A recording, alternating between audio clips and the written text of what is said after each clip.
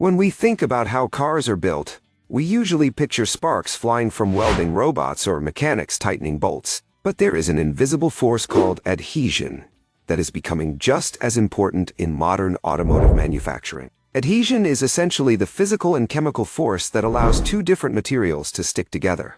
In the context of your car, we are talking about advanced structural adhesives, which are basically industrial-strength glues that are used to bond parts of the chassis and body panels together. This might sound less secure than welding, but in many ways, it is actually superior. When you weld two pieces of metal, they are only connected at specific points, but when you use adhesive bonding, the connection is continuous along the entire seam. This distributes stress more evenly, making the car body much stiffer and more rigid, which translates to better handling and less squeaking or rattling over time. Adhesion is also what allows manufacturers to join different types of materials, like gluing a lightweight carbon fiber roof to a steel body, something that would be impossible to weld. Beyond the structure, adhesion is critical for things like your windshield.